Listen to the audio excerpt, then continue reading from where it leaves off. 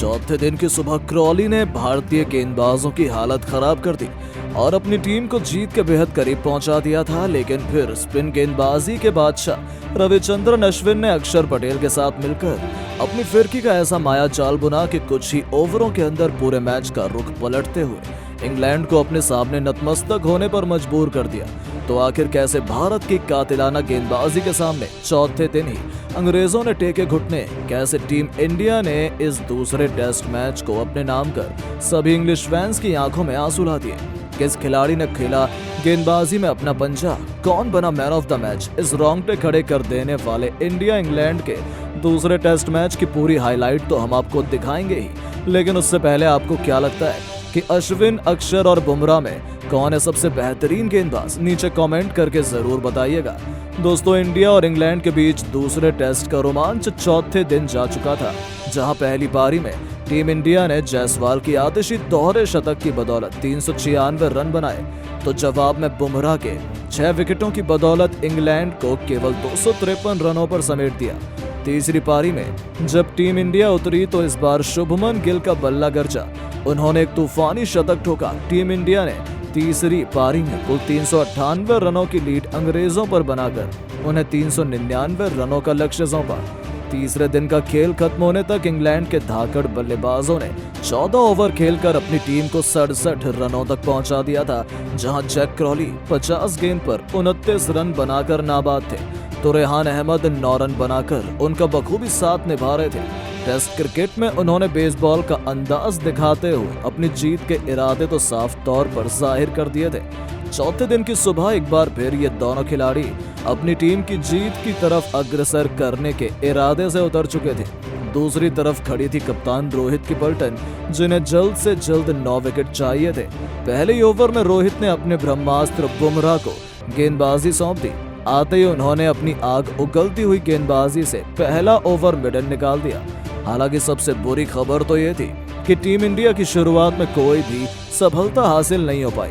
बुमराह और अक्षर पटेल ने शानदार गेंदबाजी करते हुए दोनों बल्लेबाजों को खूब छकाया, खूब परेशान किया, लेकिन ये दोनों विकेट गिरने देने को तैयार नहीं थे। यहाँ तक कि जहां क्रॉली ने बुमराह को शानदार चौका लगाकर चौथे दिन की सुबह आक्रामक रुख अपनाना शुरू किया, तो नाइट वॉचमैन के रूप में उतरे रेहान अहमद ने तो अक्षर पटेल के खिलाफ 18वें ओवर की पहली 2 गेंद पर ही मैदान के 2 कोनों पर 2 ताबड़तोड़ चौके लगाकर रोहित शर्मा और टीम इंडिया की चिंता को बढ़ा दिया था। भारतीय टीम ने 6 ओवर फेंक दिए थे, लेकिन कोई भी सफलता टीम इंडिया को नहीं मिल पाई थी। 20 ओवर में इंग्लैंड ने 83 रन बना डाले थे। ऐसा लग रहा था इंग्लैंड आसानी से जीत की तरफ बढ़ रही है। उन्होंने अपनी तूफानी बल्लेबाजी से मुकाबले को बराबरी पर ला खड़ा किया था, जहां से मैच किसी भी तरफ जा सकता था। 21वें ओवर की पहली गेंद पर एक बार फिर क्रॉली ने बुमराह का स्वागत विकेट के बिल्कुल पीछे चौके से कर दिया था। रोहित के पसीने छूट चुके थे, उनकी कोई भी रणनीति काम नहीं कर पा रही थी। पूरे स्टेडियम में पिन ड्रॉप साइलेंट था, क्योंकि टीम इंडिया दबाव में नजर आ रही थी। यहाँ तक कि 22वें ओवर की दूसरी गेंद पर रोहित के हाथों से एक बेहतरीन मौका निकल गया। वो स्लिप में खड़े थे, हालांकि कैच मुश्किल था, लेकिन रोहित के लेवल के हिसाब से कैच होना चाहिए था। इसके बाद तो पूरे हिंदुस्तान में और भी ज्यादा मायूसी छा गई। लेकिन 5वीं ही गेंद पर अक्षर पटेल ने ईंट का जवाब पत्थर से देते हुए रेहान अहमद को अपने जाल में फंसा लिया। अक्षर ने अपनी जादुई फिरकी से अहमद को LBW आउट किया। एम्पायर की उंगली खड़ी हो गई और टीम इंडिया को दिन की पहली सफलता हासिल हो गई थी। जहां रेहान अहमद 23 रन बनाकर वापस लौटे। उनके आउट होने के बाद अब मैदान पर मोर्चा संभालते इंग्लैंड के लिए पहले टेस्ट मैच के हीरो ऑली पॉप आ चुके थे। आते ही उन्होंने पहली गेंद पर बेहतरीन मौके से अपना खाता खोला और 22 ओवर में अपनी टीम को 99 रनों तक पहुंचा दिया, जहां इंग्लैंड को अपनी जीत के लिए केवल 300 रनों की दरकार थी। इन दोनों ने एक बार फिर डटकर अपनी टीम को लक्ष्य की तरफ बढ़ाना शुरू कर दिया। जहां एक तरफ क्रॉली खतरनाक अंदाज में तो नजर आ ही रहे थे, तो वहीं पॉप ने भी आते ही सीधा चौकों से दिल करनी शुरू कर दी। ऐसा लग रहा था इन दोनों को बल्लेबाजी में कोई भी परेशानी का सामना ही नहीं करना पड़ रहा है। अब रोहित शर्मा ने एक छोर से अपने तुरुप के इक्के अश्विन को गेंदबाजी में उतार दिया था, लेकिन उसका भी शुरुआत में कोई खास फायदा नहीं हुआ। जय क्रॉली ने अपने अक्षर पटेल के खिलाफ गेंदबाज के सिर के ऊपर से एक बेहतरीन चौका लगाकर अपना तूफानी अर्धशतक केवल 83 गेंद पर ठोक दिया था। इसी ओवर में स्ट्राइक पर उतरे लॉलीपॉप ने लगातार 2 गेंद पर 2 चौके लगाकर मैदान में तहलका मचा दिया। दोनों बल्लेबाजों ने मिलकर इस ओवर में 13 रन बटोर डाले, जहां इंग्लैंड के बेसबॉल के आगे टीम इंडिया की हालत खराब नजर आ रही थी। 28 ओवर में इंग्लैंड ने 132 रन बना लिए थे। ये टीम अब लक्ष्य से केवल 267 रन दूर रह गई, कि साफ तौर पर दिख रहा था कि भारतीय टीम के हाथों से यह मुकाबला निकलता जा रहा है। इंग्लैंड ने अब जीत का ऐलान कर दिया था, लेकिन तभी होता एक बहुत बड़ा चमत्कार। पारी का 29वां ओवर लेकर आते हैं रविचंद्र अश्विन, और एक बार फिर वो टीम इंडिया के लिए संकट मोचन बने।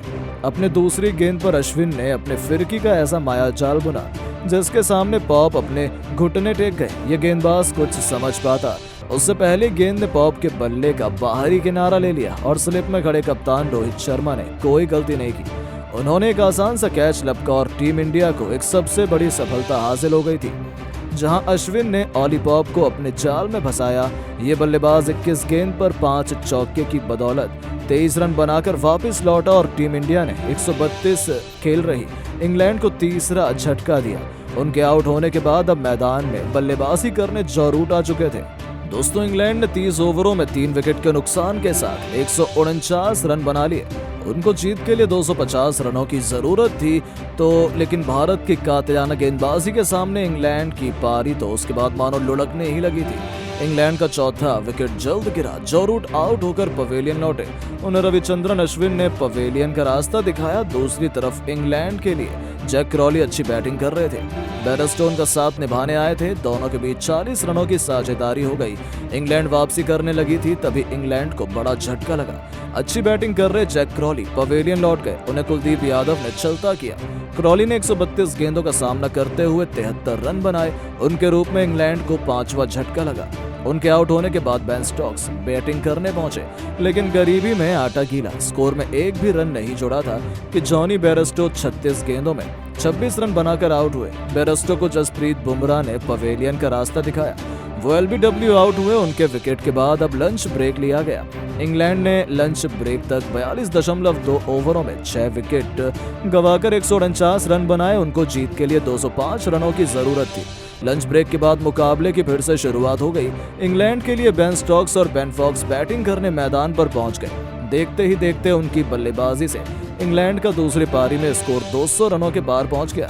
बेन स्टोक्स अपनी टीम की आखिरी उम्मीद है। तभी कुछ ऐसा हुआ कि टीम इंडिया इस मुकाबले की चैंपियन घोषित हो गई। श्रेयस अय्यर ने अपनी जबरदस्त थ्रो से बेन स्टोक्स को रन आउट कर दिया और टीम की जीत की दास्तान लिख दी है। जहां कप्तान केवल 11 रन बनाकर पवेलियन लौट गए और इंग्लैंड भारत के सामने घुटने टेक गई। हालांकि उसके बाद उनके बाकी बल्लेबाजों ने बहुत प्रयास किया अपनी टीम को जीत दिलाने के लिए। बेन फॉक्स और हार्टले ने एड़ी चोटी का जोर लगा दिया। दोनों खिलाड़ियों ने देखते ही देखते 40 रनों की अधिक की साझेदारी बना ली थी। ऐसा लगा था कि मुकाबला पलटने लगा है। इंग्लैंड मैच में वापसी करने लगी थी, लेकिन यह केवल एक गलत फहमी थी। देखते ही देखते टीम इंडिया ने पूरी की पूरी इंग्लैंड को समेटकर एक आसान सी जीत भारत की झोली में डाली और सीरीज 1-1 से बराबरी पर ला खड़ा किया। लेकिन दोस्तों, अब आपको क्या लगता है कि टीम इंडिया क्या ये टेस्ट सीरीज 4-1 से अपने नाम कर पाएगी? अपनी राय नीचे कमेंट बॉक्स में जरूर दें और ऐसी शानदार खबरों के लिए चैनल को सब्सक्राइब जरूर करें। धन्यवाद।